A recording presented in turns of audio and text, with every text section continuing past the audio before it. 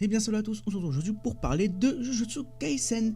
Et on va parler pas de chapitres, on va pas faire de review ni de live reaction, mais on va parler un peu de Jujutsu dans sa globalité. Et surtout on va parler de Gege Akutami. Parce que, en ce moment sur Twitter, je vois beaucoup de personnes qui commencent à être un peu tendues sur les nerfs contre Gege.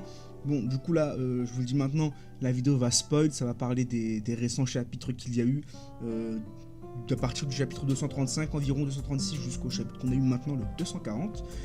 Et du coup voilà, donc si vous n'êtes pas à jour, encore une fois je vous invite à passer cette vidéo, ce serait bête de vous faire spoil.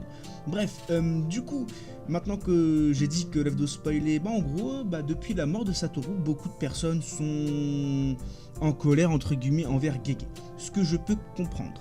Maintenant, on va essayer de ramener un peu de nuance par rapport à tout ça, et on va voir pourquoi est-ce que Gege, qu'est-ce qui gère bien en fait la fin de son manga ou il la gère mal. Du coup, encore une fois, les critiques ont commencé lors de la mort de Satoru, puisque Satoru est mort off-screen. Donc ça a énormément déplu aux fans, une majorité qui sont fans de Satoru, hein, c'est un fait, moi-même je suis fan de Satoru, mais il faut savoir qu'en fait, ce off-screen, c'était justement pour nous prendre au dépourvu, entre guillemets, puisque lors du chapitre 235, je vous rappelle qu'on s'était laissé sur une victoire visiblement de Satoru Gojo face à Sukuna. Donc on était là en mode bon, au pire des cas, Gojo il a gagné mais il a pas tué Sukuna, donc c'est un match nul, les deux sont fatigués, les deux vont se régénérer, etc. Et peut-être qu'il y aura un round 2. Et au mieux, Sukuna est out quoi, littéralement, et puis Gojo a gagné. Sauf que du coup ce n'est pas le cas, et il nous a fait un petit peu un truc, il nous l'a mis à l'envers, Gege, dans le sens où du coup début de chapitre, on voit Satoru qui discute avec Suguru, bref, un peu dans le passé, je vais pas vous faire un résumé du chapitre, hein, mais bref, en gros, on nous montre un peu pas le passé, mais c'est un présent qui est dans le passé, et en gros, en fait, c'est le présent, mais avec des persos qui étaient déjà morts, puis à la fin du chapitre, on nous annonce que Gojo est mort. Off-screen en plus qui plus est, donc là vraiment les gens étaient tendus et tout, mais je pense qu'en fait c'était juste pour avoir l'effet de surprise, parce que Gege a fait une seconde fois ce truc, il l'a fait contre Kashimo, puisque quand Kashimo est arrivé, il s'est fait tuer en off-screen lui aussi. Là c'est différent parce qu'en fait les gens ne se plaignent pas du fait que Kashimo soit mort off-screen, mais ils se plaignent du combat Kashimo contre Sukuna. Et je l'ai dit, je le répète et je le répéterai, Kashimo, il a déjà eu son combat, il a déjà eu son heure de gloire face à Akari. Lors du combat Akari contre Kashimo, c'est là où Kashimo il a brillé, où il nous a montré de quoi il était capable, etc. Bien sûr qu'il y avait la fameuse technique ultime, etc. Mais encore une fois, cette technique ultime, elle a été amenée tout simplement pour nous ramener la forme ultime de Sukuna, ou du moins sa forme originelle, et nous montrer à quel point Sukuna est puissant. Tout simplement, la technique ultime de Kashimo n'a servi qu'à cela. Vraiment, il faut vraiment se mettre ça dans la tête. C'était, on va dire, un moyen de nous ramener un Sukuna à pleine puissance, tout simplement. Donc ça, les gens ont eu du mal à comprendre ça, parce qu'ils disaient, oh là là, le combat il est nul. En fait, les gens pensaient que le combat allait durer pas autant de chapitres que contre Satoru, parce que le combat Satoru Sukuna, le combat il a fait 10-11 chapitres, en gros c'est l'équivalent d'un tome. Là, c'était quasiment sûr que le combat n'allait pas faire autant de chapitres, mais les gens je pense qu'ils pensaient que le combat allait faire 4-5 chapitres, vous voyez, un petit combat sympa quoi, et au final le combat a fait un chapitre et demi entre guillemets. Donc forcément ça a déçu les fans, et surtout qu'en fait Kashimo il s'est fait laver de A à Z, et il n'y a pas eu vraiment de combat. Encore une fois, ce combat, ce entre guillemets combat, nous servait juste à nous montrer à quel point pas Kashimo, mais du coup Sukuna est puissant et parfait, puisque encore une fois Kashimo lui-même le dit, mais qu'est-ce que c'est que ce mec est parfait dans tout, il a 4 bras, il a 2 bouches, il peut utiliser des armes de partout, il peut utiliser des sorts de partout, bref c'est vraiment pour nous montrer que Sukuna est bel et bien le plus fort quoi, du manga. Du coup forcément les gens étaient encore plus chafouins, hein, parce que forcément Gojo qui est tué en off-screen, et puis juste derrière Kashimo qui se fait tuer lui-même en off-screen, mais qui en plus se fait malmener lors du combat. Je peux comprendre que les gens se disent voilà, là il commence à rush le manga, à rush la fin de son manga, la fin de son œuvre tout simplement.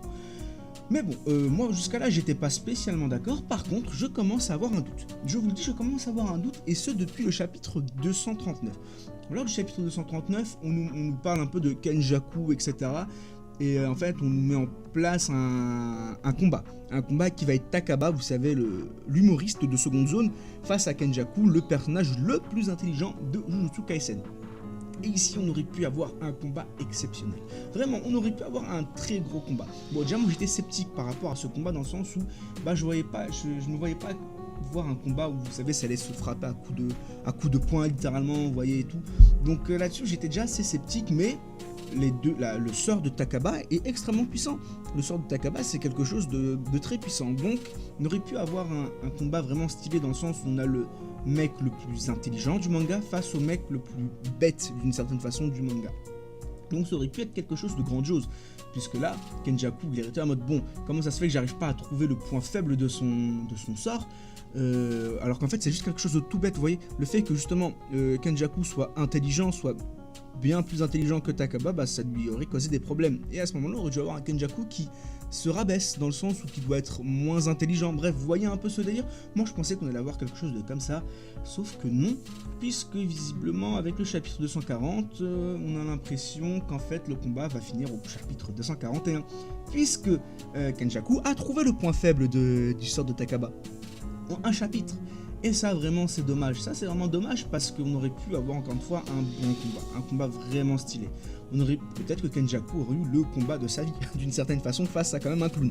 Bref, mais du coup, là, ça part très mal, puisque, encore une fois, on a l'impression que le chapitre va se terminer, enfin, le combat va se terminer au prochain chapitre, 241. Maintenant, dans le chapitre 240, pour faire simple, dès le début, on nous explique que Takaba, de toute façon, il a un rôle assez spécial à jouer face à Kenjaku. Donc à voir, mais ça n'empêche que c'est assez rush, je trouve. C'est vrai que ce combat est assez rush et qu'on s'attendait à mieux. Maintenant, je vais vous parler d'une autre info. Alors, il faudrait que je retrouve la source, mais j'avais lu qu'en gros, pour Gege, Gege en tout cas voulait terminer son œuvre, voulait finir Jujutsu Kaisen avant la fin d'année, ou en tout cas en fin d'année. Maintenant, j'en ai, dans les commentaires, j'ai vu des commentaires très intéressants qui expliquaient qu'en fait, peut-être qu'il avait fini le scénario. En gros, qu'il avait fini son scénario avant la fin. Qu'il veut finir son scénario avant la fin de l'année. Maintenant, tout mettre en œuvre, peut-être que ça prendra un peu plus de temps. C'est une possibilité, mais moi vraiment je l'ai plus compris dans le sens où, écoutez les amis, Jujutsu Kaisen ça va se finir en 2023, merci pour tout et ciao ciao. En gros, en mode il n'y aura pas d'arc après la traque mortelle. Et que de toute façon après là on le voit clairement, on est vraiment sur la fin du manga, on est sur la dernière ligne droite. Maintenant le souci c'est qu'il y a beaucoup de combats. Il y a beaucoup de combats encore à nous amener. Maki, Yuta, Akari, Mei d'une certaine façon, Kusabe, le juge, Itadori. Bref, vous voyez, il y a au moins 7 personnages. Le potentiel retour d'un Satoru Gojo, vous voyez, il y a des combats à mettre en place. Et le problème c'est que on est actuellement, en fait on est le 29 octobre, donc on est sur la fin d'octobre, donc on se dit que, en partant du postulat qu'il n'y a pas de pause, ou qu'on va dire qu'il fait une pause par mois, parce que généralement Gege fait une pause par mois, on va être vraiment défaitiste le plus possible.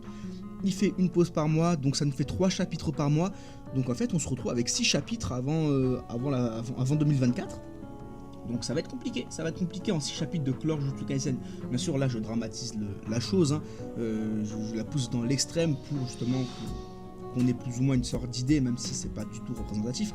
Mais bref, vous voyez, en gros il ne reste plus tant de chapitres que ça. Et si vraiment Gege reste sur sa ligne de lancée, sur son idée de finir Jujutsu Kaisen d'ici 2023 et peut-être au tout début de 2024, c'est-à-dire le premier mois, donc janvier, ça risque d'être assez rapide, parce que le seul moyen là pour qu'il nous fasse quelque chose de bien, c'est qu'en fait il nous fasse des combats 2v1.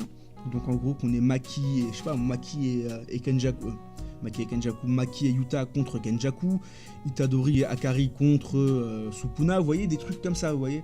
Donc des combats en 2v1, ce qui est possible. Maintenant, même comme ça, les combats vont être assez courts. Après, tous les personnages en soi, ils ont eu leur moment de gloire lors de la traque mortelle. Et ça, c'est quelque chose à noter. C'est que vraiment, tous les personnages dans la traque mortelle ont eu leur moment de gloire. Ils ont tous eu leur petit combat qui faisait 3-4 chapitres, leur petit, si ce n'est plus, même pour certains. Bref, des petits moments stylés et tout. Donc voilà. Maintenant, c'est sûr que là, on est face à des personnages comme Sukuna, Kenjaku, comme Uraime, je crois. Bref, voilà, des personnages extrêmement puissants, des personnages endgame, littéralement, les personnages les plus puissants de l'œuvre. Donc on s'attendait tous à des combats, encore une fois, pas aussi longs que Sukuna face à Satoru, mais de la même envergure, dans le sens où des trucs grandioses, des trucs qui fassent au moins 4-5 chapitres, vous voyez. Mais bon, j'ai l'impression qu'on se dirige plus trop vers ça. En sachant qu'il y a d'autres mystères, hein, Kenjaku, la mère d'Itadori, etc., etc., les Noritoshi, où est-ce qu'ils sont au final les Noritoshi, bref, plein de petits trucs comme ça.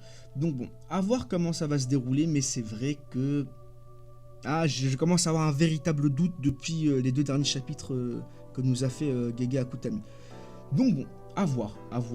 Après voilà, on a confiance en Gege, hein, on sait que depuis le début il gère bien son œuvre, donc il n'y a pas de raison qu'il nous foire tout ça, en tout cas je l'espère. Du coup voilà, c'est une petite vidéo en mode podcast, hein, une vidéo à mettre en fond. Pas de review cette semaine, j'ai lu le chapitre, je vais pas vous mentir, il n'y a pas grand chose à dire, en fait, les chapitres en ce moment sont pas médiocres, mais la hype est vraiment redescendue, et puis ça se voit même au niveau de mes vues sur YouTube, bref, là c'est encore un autre sujet, mais voilà, la hype est vraiment redescendue, et puis il n'y a pas tant de choses à dire, je trouve qu'il n'y a pas tant de choses à dire que ça sur le chapitre qui est sorti le 240, et pareil pour le 239. Mais en tout cas, vous en faites pas, que toujours les vidéos spoilers, le mercredi, toujours des petites vidéos de théorie par-ci par-là, ne vous en faites pas, il y aura encore du Jujutsu sur la chaîne.